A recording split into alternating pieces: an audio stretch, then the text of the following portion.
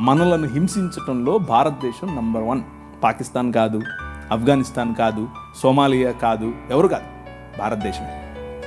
చచ్చిపోయిన వాళ్ళను కూడా గుంత తవ్వి బయటకు తీస్తున్నారు ఛత్తీస్గఢ్లో.